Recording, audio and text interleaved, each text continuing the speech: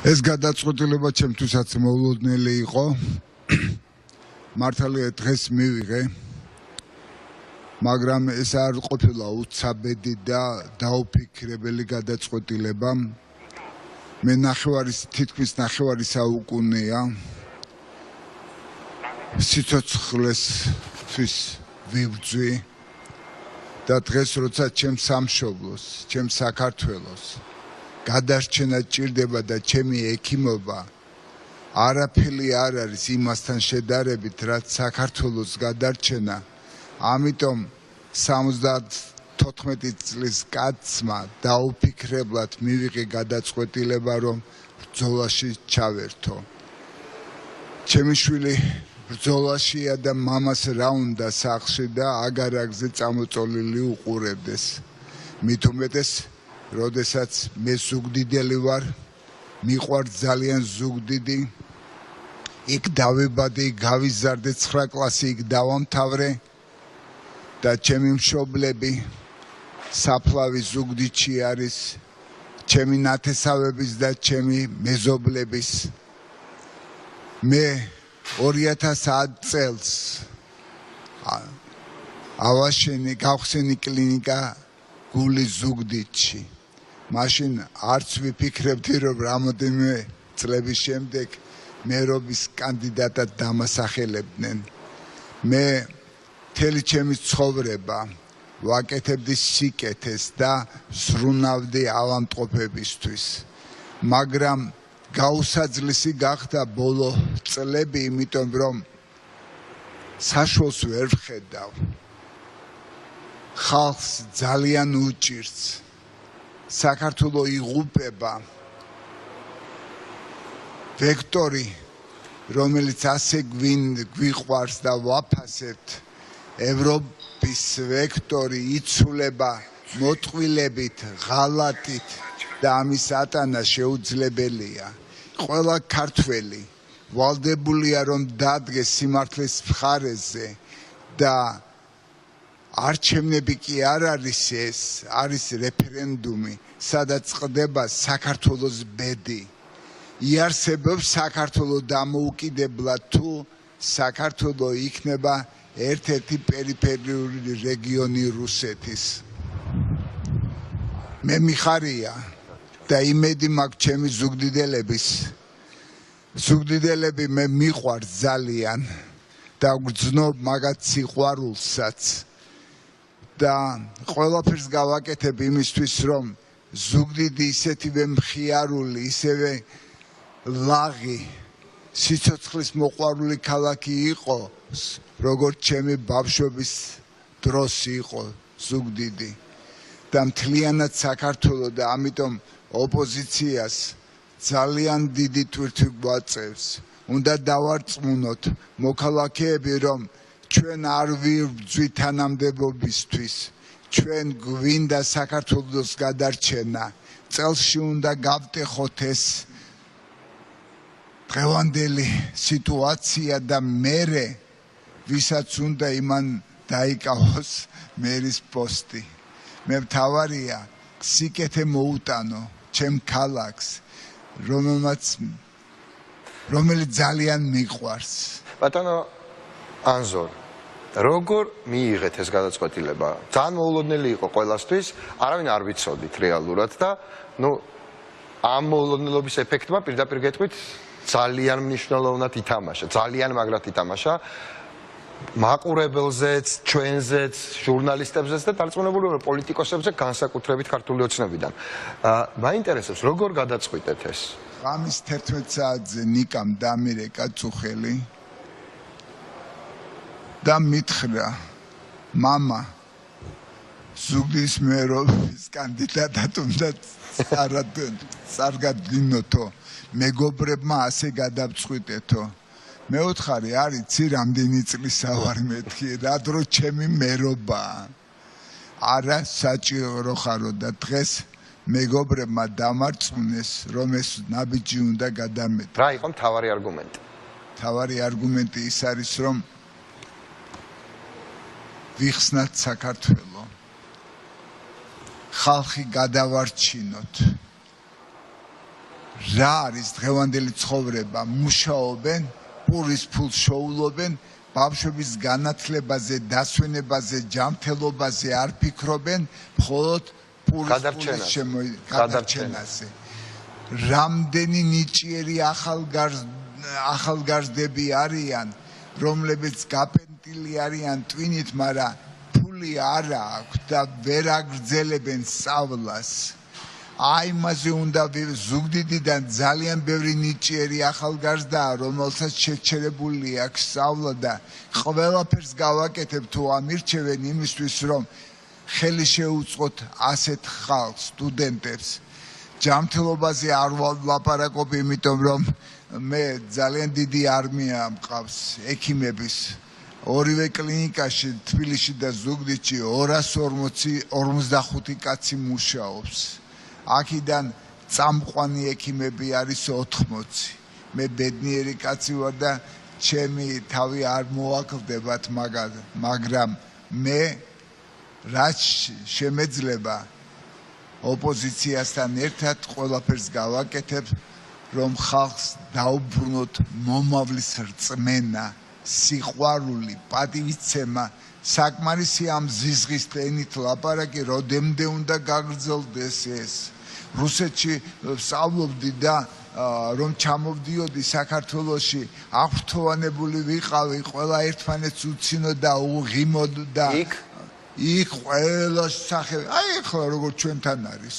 ყველა ერთმანეთ დაბღვერილები ერთმანეთს ანუ ამაშიც დაგვამსგავსეს რუსეთს სახელდაბღვერილი ქვეყანა გახსნით. ძალიან დაგვამსგავსეს და ის ორი კვირა როცა არდადაგებზე ჩამოვდიოდი, ჩემთვის იყო ბედნიერება, მოღიმარი ხალხი, უცნობი ხალხი მეპატიჟებოდნენ იტალიურ ეზოებში, ხომსოლოვაკში ვცხოვრობდა. ზუგდიდში როგორი ხალხი იყო? ზუგდიდში რომელსაც წამოხვედით ზუგდიდიდან? მე ვიცი რომ არ შეგიწყვეტიათ ურთიერთობა არასდროს ზუგდიდთან და სამუშაოს ნახევარიც იქ გაქვთ, მაგრამ ესე იგი მე 65-ში დავამთავრე საშუალო სკოლა და 60 წელს წამოვედი ზუგდიდიდან. მოდია ნიკა. ნიკას შემოვიყვან მე. თქვენ უფრო პუნქტუალური აღმოჩნდით. წარმატებები. მაინც თავარი მოქმედი გმირი დღეს ესე გადავწყვიტეთ ბატონი ანზორია და მას ვალაპარაკებთ. 60 წელს წამოვედი, მაგრამ იცით როგორი იყო? საოცრება იყო. პირველ სამედიცინო ინსტიტუტში ვაბარებდი. ხო. 21 ზუგდიდელი აბარებდა ჩემთან ერთად. ზუგდიდში უყვართ ექიმები? ექიმობა უყვართ. ზუგდიდელებს ექიმობა უყვართ ზოგადად. უყვართ და თანაც და გამოსდით. დიახ. ყველა ჩაიჭრა და ბოლო მე გამოვდიოდი გამოცდიდან და ხუთიანი მივიღე და აქ ეს მოსკოვში. პირდაპირ ჩავაბარე. პირდაპირ ჩავაბარე და ეს თელი ზუგდიდელები, შობლები მელოდებოდნენ დაბლა ფოიეში და ხელში ამიტაც. ანუ არ წავიდნენ თავის შვილების ჩაჭრის მიუხედავად, ბოლოს ზუგდიდელს ელოდებოდნენ. და მაშინ მატარებელი ყოფილა ურთიერთობაში ამ და ინგირის სადგურზე ჩერდებოდა მატარებელი მოსკოვი თბილისი და უნდა გენახათ ნონა გაფრინდაშვილს რომ ხვდებოდნენ ჩემპიონობის შემდეგ თითქმის ისე ხვდებოდა ზუგდიდელები და ჩემთვის ზუგდიდი არის სიყვარულის ქალაქი. ზუგდიდი არის სისუფთავის ქალაქი და ისეთი ხალხი ცხოვრობს ზუგდიდში. წარმოგიდგენიათ ახლა ზუგდიდელები, რომლებიც არც კი მიცნობდნენ და მოსკოვში რომ ჩამოდიოდნენ, მოდიოდნენ ჩემთან საერთო საცხოვრებელში და ფულს ჩუქნიდნენ. აი ასეთი იყო ეს ზუგდიდი. მეც გამივლია ზუგდიდის ეს ხიბლი, მაგრამ არა ისე რა თქმა უნდა, როგორც თქვენ. თქვენ თქვით, რომ ძალიან საინტერესო პარალელი იყო, რომ მოსკოვში ვსწავლობდი და მოღუშული ქალაქი იყო, მაშინაც და ეხლაც და მე გიდასტურებთ, მე არ მიყვარს ძალიან ეს ქალაქი. მანამდეც არ მიყვარდა, ვიდრე ეს ყველაფერი მოხდებოდა, იმიტომ რომ მართლა ძალიან პირქუში ქალაქია, ადამიანები განაპირობებენ ამას, ცხადია. და საქართველოს სულ იყო ღიმილიანი, ერთმანეთის მოყვარული ადამიანების ქალაქი, ამასაც გიდასტურებთ, ჩემი გამოცდილებით, რა თქმა უნდა, თქვენ უკეთესად იცით. ეხლა დავემსგავსეთ ამაშიც რუსეთს, რომ ჩვენც პირქუში და მოღუშულები ვართ.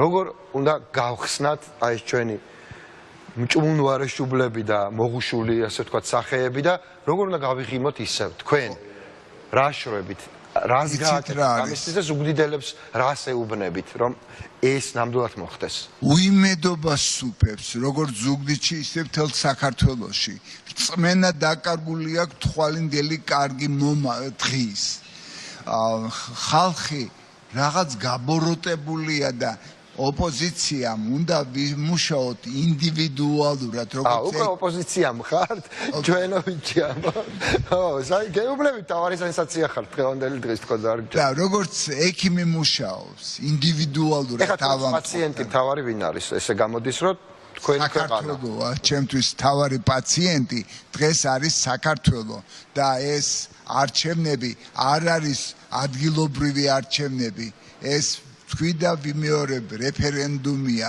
გინდათ ხალხო კარგი ცხოვრება გინდათ შვილებს მომავალი მისცეთ კარგი განათლება წესიერად აღზარდოთ და გაგიმართლოთ შვილებმა მაშინ მიეცით ხმა ოპოზიციას დღეს ესეთი პასაჟი ქონდა მთლიანად ნიკას რომ თუ გინდათ ეს შემოხაზეთ 51 მაგრამ თუ გინდათ ნეგატივზე იყო ლაპარაკი თუ გინდათ კარგი ჩემთვის ამბეჭდავი პასაჟი იყო რომ არ დაგიმალო თუ გინდათ კარგი შემოხაზეთ ოპოზიციაოს ხო ჩორს ის ესე ამბობდა ნაციონალური მოძრაობა არ ვთქვამს არც ერთხელ დავაკვირდი სპეციალურად მე ეს მაინტერესებს ახლა ვიდრე ნიკასთან გადავალ თქვენთვის რა არის ზუსტად თქვენც რატომ ამბობთ ახლა რომ შემოხაზეთ ოპოზიცია იმიტომ თქვენ ნაციონალური მოძრაობის კანდიდატი ხართ ახლა იქ იცით რა არის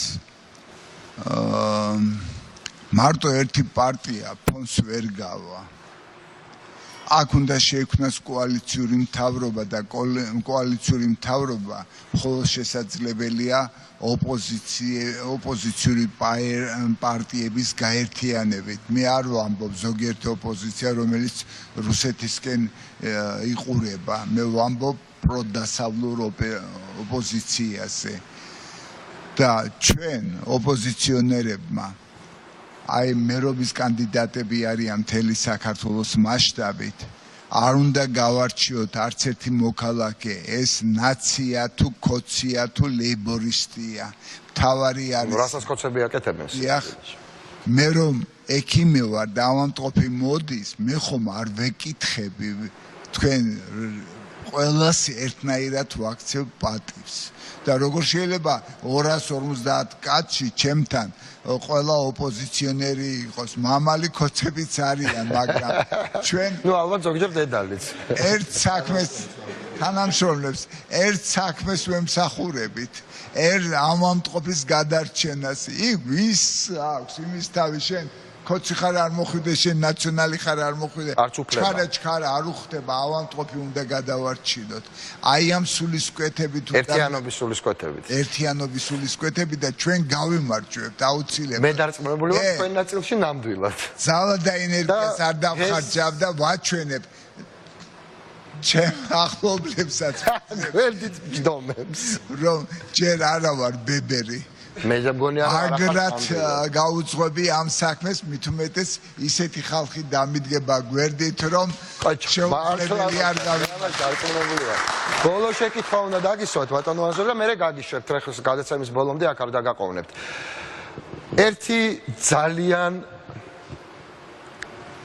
გამბედავი ადამიანი ყავთ ოჯახში რომელსაც მე არ ვიცნობდი დიდი ხნის განმავლობაში მაგრამ რომელიც გამაცნო ნიკამ თავის გამოსვლაში მისი ციტირებით ბრძოლა ბოლომდე უთხრა ქალბატონმა ნანამ დედამ ქალბატონი ნანა როგორ უყურებს ამას ყველაფერს და მე ჭერ მეპარება სადაც ნიკას მიწერა თქვენთან დაკავშირებითაც დარწმუნებული ვარ მის პოზიციაში მაგრამ ქალბატონი ნანაც ზუგდიდიდან არის თუ ეს არ ვიცი უბრალოდ ნანას მამა იყო ცნობილი პროფესორი ზუგდიდელი და გადაყოლილი ზუგდიდელებზე გიორგი ცანავა ისიც ექიმი იყო ისიც პროფესორი იყო ან ეს რეანიმაციის სკოლის ფუძემდებელი საქართველოში ეხა არიან კაპიტანი ნანას ასე ვთქვათ სანათესაო არის ზუგდიდში? ზუგდიდში არის დიდი სანათესაო ყავთ ზუგდიდში. ცანავები არიან ყველანაირად. მამა ისეთი ექიმი იყო, მარტო ეხლა რომ ჩავდივარ ზუგდიდში ეს ჟორჟი სიძე არისო. ესე იგი როგორც მე ვიძახი რომ ნიკაკის მამა კი არ არის ანზორი შვილია ნიკა თქო ესე იგი თქვენ სკოლიათ ვიღაც ვიზეც იძახიან რომ ანზორმელია კი არა ჟორჟი სიძეა. ჟორჟი რა გვარი იყო? ცანავა. ის იყო ექიმი ასევე ზუგდიდელი? ექიმი ზუგდიდელი იყო და იცით როგორი გულშემატკივარი იყო ზუგდიდი, სასაული იყო. ზუგდიდელი ამტყობს რომ გაუკეთებდნენ ოპერაციას, თავის მეუღლეს პარავდა 3 ლიტრიან კამპოტებს და ჩანთაშებდა და მიქონდა. სად მუშაობდა ზუგდიდში თუ თბილისში? აქ მე-9 საავადმყოფოში კათედრის გამგე იყო ექიმთა დახელოვნების ინსტიტუტის. ისე რომ დიდი სანათესაო ყავს ჩემ მეუღლეს ზუგდიდში. რაც შეეხება ჩემ მეუღლეს, რა შეკითხვას დამისვით. გუშინ ღამე ხომ გითხარით და ამერიკა და თელეგრამი არ მეძინა დღეს რომ შევამჩნიე კარხასიაძე იყო უთხარი რომ ნიკას უნდა დაუდგე გვერდში. პირველი რაც მითხრა პასპორტი გაქვსო. ასაკშევა ნახეო. რომ მოდიხარო უცბად წვებიო უკვე ის ენერგია არა გაქვს რაღაცა და არ მგონია მე მაგაში ეჭვშე მაქვს თქვენი ენერგიულობა მაგათ მარი დაუმტკიცებ რომ მაგარი ვარ